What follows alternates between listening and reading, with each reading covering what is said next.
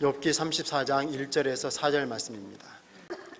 엘리후가 말하여 이르되 지혜 있는 자들아 내 말을 들으며 지식이 있는 자들아 내게 귀를 기울이라. 입이 음식물의 맛을 분별함 같이 귀가 말을 분별하나니 우리가 정의를 가려내고 무엇이 선한가 우리끼리 알아보자. 아멘. 이는 살아계신 하나님의 말씀입니다. 욥과 세 친구가 대화를 나누면 나눌수록 더 복잡해지고 더 심각해지죠. 이제는 급기야 서로 등을 돌리고 말을 안 하는 지경이 되었습니다. 그때 중재자 엘리후가 등장합니다. 물론 엘리후가 나타났다고 해서 그들의 문제가 순식간에 해결된 것은 아니에요. 우리 인생의 문제의 온전한 해결은 하나님을 만날 때 비로소 이루어지거든요. 하지만 하나님을 만나고 하나님의 깊은 뜻을 알아가는 것은 쉬운 일이 아닙니다. 그래서 엘리후와 같은 사람의 도움을 받는 단계가 필요해요. 엘리후는 문제를 풀기 위해서 나타난 사람이 아니라 그들의 문제가 무엇인가를, 그들의 그 문제의 매듭이 무엇인가를 알려주기 위해서 등장한 것이죠. 우리 인생의 매듭은 하나님만이 풀 수 있어요. 본문에서 그들의 꼬여있는 매듭이 무엇이고, 그리고 그 매듭을 풀기 위해서 최소한 무엇이 필요한가를 엘리후를 통해서 하나님은 우리에게 들려주고 계십니다. 핵심 단어가 3절과 4절에 나오는데요, 함께 읽어보겠습니다. 입이 음식물의 맛을 분별함 같이 귀가 말을 분별하나니 우리가 정의를 가려내고 무엇이 선한가 우리끼리 알아보자. 아멘. 엘리후는 영적인 분별력을 이야기합니다. 자칭 지혜로운 자라고 하는 그들에게 엘리후가 주고 있는 한 가지 해법이 뭐냐면 분별력이라는 거예요. 그리고 만일에 이런 분별력이 없으면 사람이 무식하게 말하고 하나님께 반역과 거역을 할 것이라 35절과 37절에서 추가적으로 말합니다. 분별력이 없으면 먼저 당사자부터가 좀 답답해요. 사는 게 힘들거든요. 그리고 주변 사람들에게 애매한 고난을 끼칩니다. 또한 더 나아가 우리에게 영적인 분별력이 없으면 우리는 하나님이 기뻐하시는 일을 하지를 못해요. 안타까운 것은 본인은 정작 무엇이 잘못인지도 모르면서 살아간다라는 것입니다. 분별력이 없으면 사람은 본능으로 살아가요. 감정 따라 살아갑니다. 본능은 지난주 말씀과 연결시켜 보면 아직 단련이 되지 않는 불순물의 상태예요.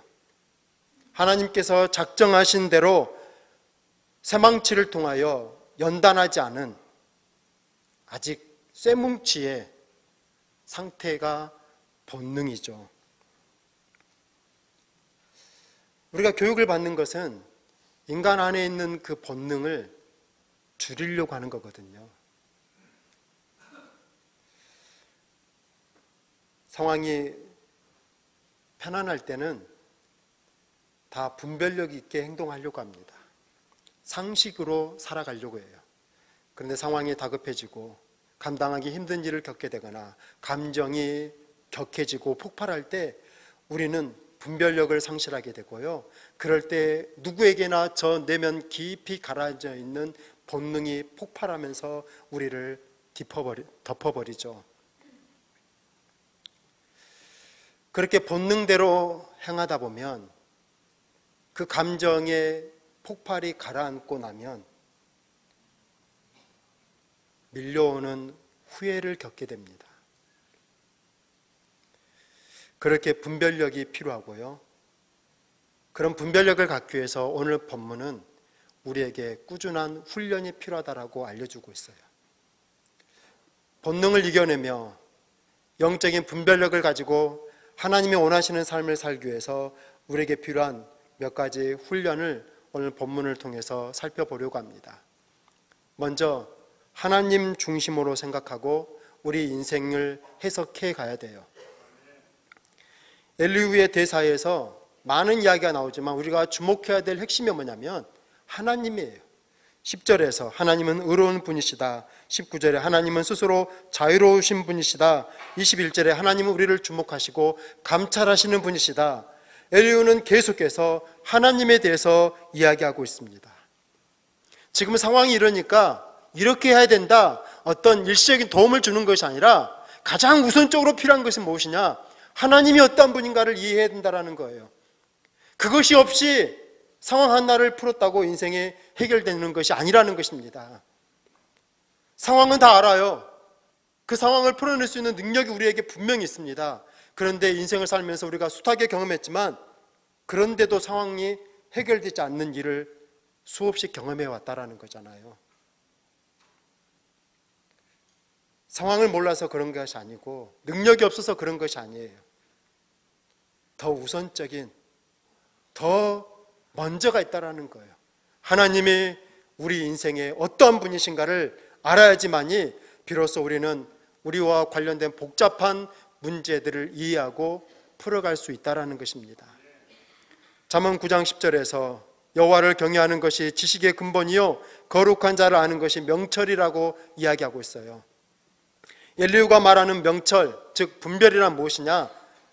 뭔가를 판단할 때 내 중심이 아닌 하나님 중심으로 한다라는 것입니다. 내가 중심이 되면, 내 감정이 판단의 기준이 되면 사람은 늘 손은 안으로 굽게 되어 있거든요. 자기 중심적이고 판단력이 흐려지고요, 자기에게 유리하게 해석해요. 욥은 나는 의로운데 왜 고난을 당하는지 모르겠다라고 계속 이야기하고 있고요, 욥의 세 친구는 그 옆에서 너가 고난을 당하는 것은 너가 죄를 지었기 때문이다라고 계속 괴롭히고 있어요. 모두가 자기 주장, 자기 생각만 반복하고 있고요, 그러면서 그들은 길을 잃어버리고 문제라는 감옥에 갇혀버린 것이죠. 하나님에 대한 분별력이 없으면 우리는 영적으로 무지해집니다. 그리고 하나님이 원하시는 것이 무엇인가를 모른 채 살아가요. 에덴 동산에서 아담과 하와가 하나님에 대해서 무지할 때 그들은 본능을 따라 선악과를 먹고 맙니다. 결국 분별력이 없으면 우리는 아무리 겉으로 근사하고 신사 같고 젠틀해 보여도요, 본능의 지배를 받는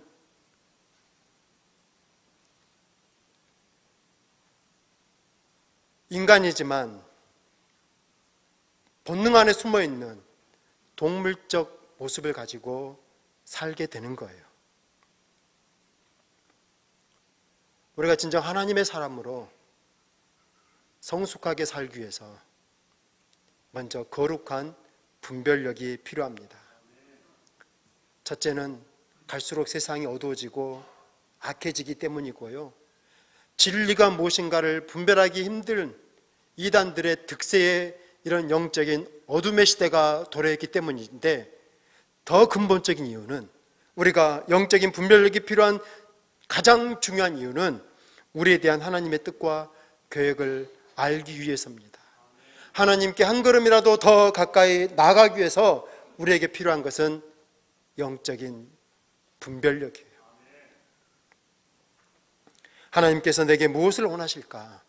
이 복잡하고 이 힘든 이 감정의 이 일 속에서 내가 해야 될 순종은 무엇일까? 하나님의 단련이라는 그 고난의 시간 속에서 하나님께서 나에게 원하시는 변화와 새로운 결단은 무엇일까?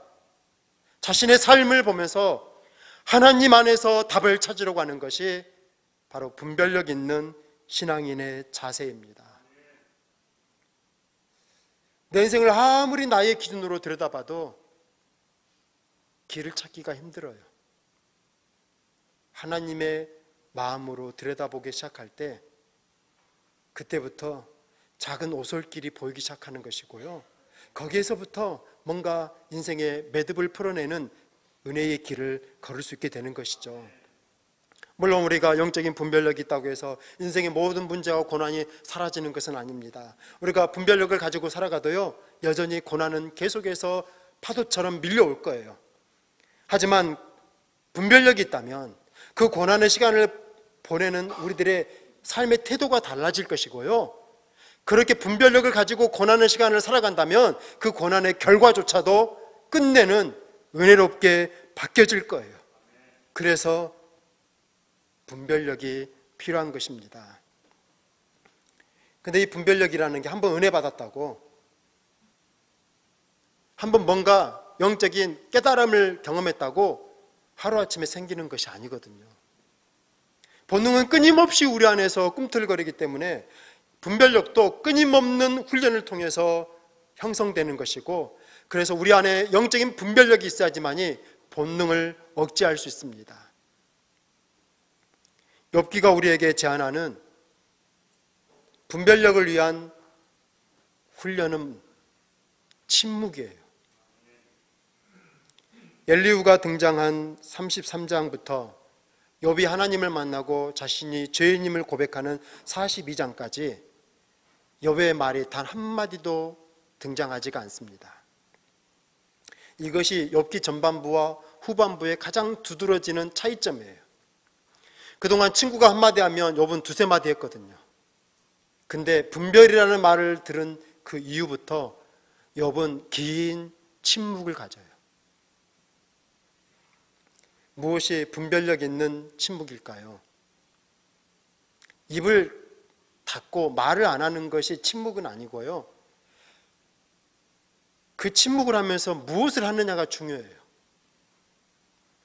화나도 말 안 하거든요. 삐져도 말 안 해요. 그건 분별력 있는 침묵이 아니에요.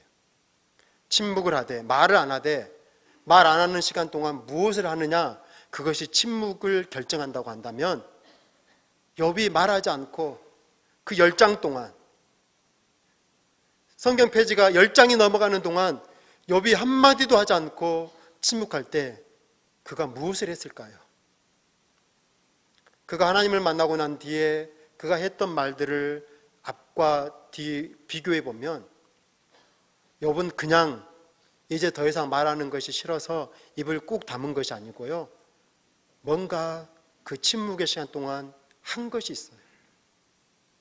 그가 친구들에게 했던 수없이 많은 말들, 서로에게 상처를 주었던, 허공에 맴돌았던 그 메아리치고 있는 그 많은 말들을 다시 되돌아보면서 과연 그런 나의 주장들이 옳은 것이었을까? 욥은 그렇게 자신의 삶을 뒤돌아봤을 것입니다. 친구들과 나눴던 그것이 타당한가? 나의 주장이 합당했던가? 자신의 감정과 본능을 따라 했던 말이었지만 이제 하나님을 중심에 두고 판단해 보니까 과연 그런 것들이 옳았을까? 하나님 앞에서 자신을 다시 살펴본 것이죠. 이것이 분별력 있는 침묵이에요. 침묵하면서 자신의 삶을 돌이켜보는 것이죠. 주일날 목사가 가장 행복한 순간이 언제인 줄 아십니까? 무슨 막 은혜 받았다고 하는 성령에 충만한 설교를 한 뒤가 아니고요, 집에 돌아갈 때예요. 그때가 가장 행복해요. 집에 가면 저는 낮에 했던 설교를 다시 살펴봐요. 온거를 꺼내서 천천히 읽어보고 혹시 내가 말씀 중에서 놓친 것은 없나, 보완해야 될 부분은 어떤 것이 있을까, 말씀을 전하면서 때로는 너무 한쪽으로 편중됐거나 너무 과하게 말한 것은 없을까, 그렇게 제 설교를 천천히 다시 한번 점검해 봅니다. 그것이 제가 주일날 제가 하는 침묵이에요. 이런 침묵의 반성을 통해서 다음 설교를 조금은 더 은혜스럽게, 그리고 더 말씀에 충실한 설교를 하기 위해서 저 설교를 다시 한번 살펴보는 거예요. 그런데 매번 경험하는 일이지만 설교를 할 때는 최선을 다해서 했다고 스스로 만족했지만 집에 돌아가서 침묵의 시간을 통해서 다시 한번 들여다보면 늘 부끄럽고 엉성하고 부족한 것을 깨닫게 됩니다. 침묵의 시간을 통해서 다시 내 자신을 하나님 앞에서 발견하는 것은 그렇게 유쾌한 일이 아니라는 거예요. 그럼에도 해야 되는 것은 그런 시간을 통해서 조금씩 나아질 수 있기 때문이에요. 오늘 여러분에게 침묵 훈련에 대한 이야기를 드리려고 합니다. 집에 가셔서 여러분도 침묵을 해보세요. 딱 5분이면 충분합니다. 5분 동안 하루를 지나오면서 그래도 마음에 걸리는 일들이 한두 개는 있을 거예요. 조금은 꺼림칙하거나 정말 여러분이 하나님의 마음을 품고 있을 때 뭔가 후회되는 그런 일들이 있다면 다시 그 순간으로 돌아가 보세요. 그리고 내가 그때 그렇게 반응했던 것이 과연 옳았을까?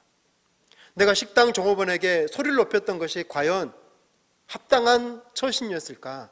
내가 함께 봉사하는 사람들에게 그렇게 툭 던졌던 말이 혹시 무례한 것은 아니었을까? 그렇게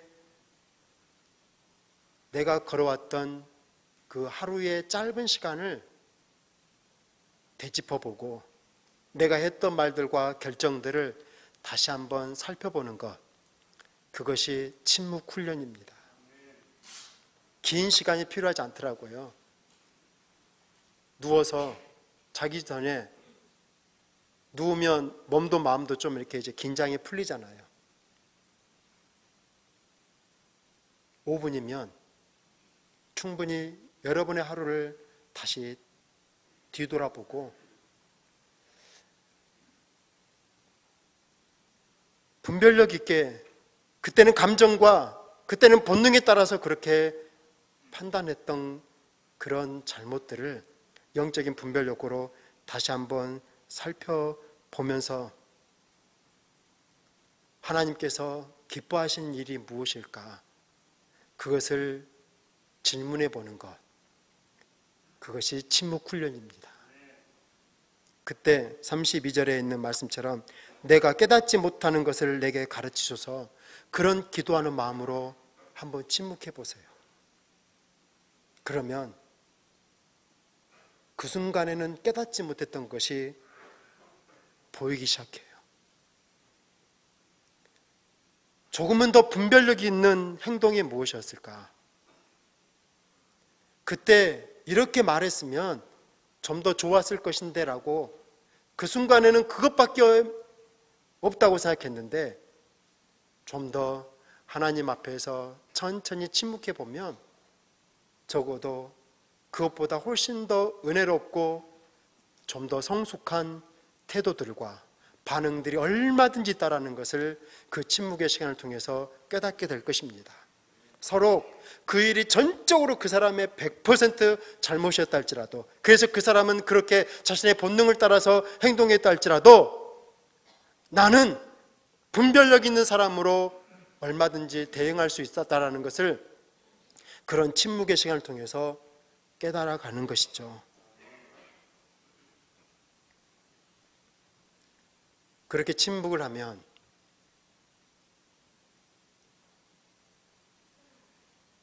그것이 본능인지 분별력인지 우리는 조금은 더 솔직해지고요, 그런 분별력을 조금씩 배워가면서 우리는 실수를 줄이고 갈등을 줄이고 아픔을 줄이고 더 나아가 하나님이 기뻐하시는 삶으로 한 걸음씩 더 나아가게 될 것입니다. 우리가 그렇게 분별력에 대한 꾸준한 훈련을 하지 않는다면 그래서 우리가 계속해서 본능을 따라 살아가는 사람이 된다면 우리는 자신도 모르게 교회의 영적인 혈관을 가로막는 불순물 같은 사람이 될 것이고요, 자신의 의도와는 무관하게 교회의 평화를 깨뜨리고 지체들에게 아픔을 주는 그런 가시 같은 역할을 하게 될 것입니다. 여기에 누구도 그걸 기대하고 그런 의도를 가지고 살아가는 사람은 없을 거예요. 가족들에게 아픔을 주려고 노력하는 사람이 어디 있겠습니까? 다 각자가 자기의 판단에 그것이 옳다라고 생각하면서 살았을 뿐인데, 그것이 본능으로 시작된 것이라고 한다면 결국에는 후회와 고통으로 그 일이 끝난다고 할 때, 그걸 기대하고 그걸 위해서 살아가는 사람이 없다면, 그러면 우리는 이 분별력에 대한 꾸준한 훈련을 해야 돼요. 그렇게 여러분이 충분한 지식과 충분한 경험을 가지고 있다 할지라도 침묵 훈련을 계속 하시기를 바랍니다. 상황과 감정에 따라 살지 않고 하나님이 작정하신 그런 삶으로 살아가도록 꾸준한 훈련을 하십시오. 일어나서 여러분의 침상을 정돈하기 위해서는 가장 먼저 가장 단순한 것부터, 가장 쉬운 것부터, 가장 작은 것부터 당장 오늘부터 하라는 말씀을 드린 적이 있어요. 다시 말씀을 드린다면 오늘부터 그 5분에 침묵의 훈련을 시작하십시오. 그때 그 시간을 통해서 작은 점 같은 빛을 경험한다면 그것들이 조금씩 꾸준한 훈련을 통해서 촛불처럼 그 빛이 밝아진다면, 그런 꾸준한 영적인 훈련을 통해서 적어도 여러분의 인생을 밝힐 수 있는 횃불 같은 크기로 커져간다면 분별력 있는 하나님의 사람이 되어서 여러분이 내리는 그 결정이 하나님을 기쁘시게 하는 선한 일로 그렇게 커져가는 은혜의 일들이 일어날 것입니다. 사도 베드로가 기도하는 가운데 환상을 보게 돼요. 하늘로부터 한 보자기 같은 그릇이 내려오는데 그 안에 네 발 가진 짐승들과 땅에 기는 것들, 하늘에 나는 것들이 가득한데 그걸 먹으라는 음성이 들렸어요. 베드로가 이 속되고 가증한 것을 먹을 수 없습니다. 그들의 율법에 의하면 그것은 먹으면 안 되는 부정한 음식이거든요. 땅에 기는 것들이라고 하니까 아마 보기에도 흉측한 그런 아마 절지 동물들도 많았을 것 같아요. 근데 3번이나 먹으라는 이야기가 들려요. 베드로가 다 거절합니다. 베드로가 가지고 있었던 그 종교적인 신념, 그들이 가지고 있는 율법의 기준으로 보면 그건 절대 먹어서는 안 되는 거예요. 그래서 베드로가 먹을 수 없습니다라고 말하는 것은 베드로의 정당한 대답이었고 마땅한 것이고 옳은 말이었어요. 그런데 베드로는 그 일을 마음에 두고 생각을 해봐요. 이 일이 무엇일까? 침묵합니다. 그것을 성경은 무슨 뜻인지 속으로 의아해했다라고 그렇게 표현하고 있어요. 자신이 마땅히 한 일이고요, 그 당시에 종교적 기준으로 보면 틀린 게 아니에요. 재고해 볼 일이 아니에요. 그런데 베드로는 그 일이 지나고 난 뒤에 다시 한번 천천히 침묵의 시간을 가지면서 하나님 앞에서, 하나님, 이 일이 무엇입니까? 왜 이런 것을 저에게 보여주셨습니까? 그렇게 묻고 있었던 것이죠. 이 일은 이방인 고넬료 가정의 구원을 위해서 하나님께서 주신 환상이었고요, 이 일이 계기가 돼서 그때부터 이방인들에게 복음이 전파되기 시작합니다. 이방인 선교는 바울이 한 게 아니에요. 베드로가 먼저 했고, 그렇기에 그 다음에 바울이 이방인 선교가 가능했던 거예요. 한 사람이 자신의 종교적 신념과 자신의 기준으로 보면 마땅히 옳은 일을 했지만 그럼에도 불구하고 하나님 앞에서 영적인 분별력을 가지고 하나님 앞에서 순종했을 때 기독교의 역사가 바뀐 거예요. 그때부터 기독교는 작은 유대교의 한 분파가 아니라 온 세상을, 온 열방을 구원하는 종교로 커져가는 것입니다. 한 사람의 분별력 있는 행동이 그렇게 역사를 바꾸었다라는 거예요.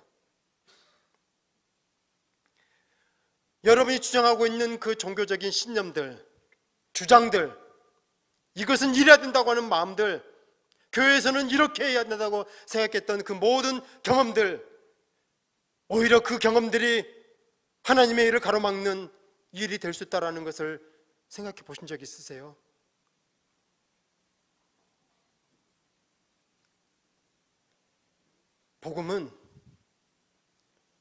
복음을 가로막고 있던 수많은 장벽들을 뚫고 여기까지 흘러온 거예요.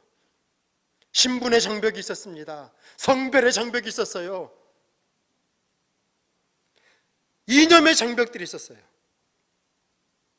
그 땅에 수천 년 동안 내려왔던 종교적 관습이 있었어요.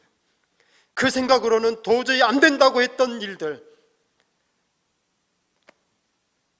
양반이 종과 함께 예배를 드리는 거, 그 도저히 안 된다고 했던 그런 수많은 주장들, 여자들은 남자와 함께 예배를 드릴 수 없다고 해서 기역자 모양으로 예배를 드렸던 그 시대의 수많은 반대의 생각들, 그것을 뚫고, 그 가로막고 있던 모든 장벽들을 뚫고 여기까지 내려온 것이 복음이에요.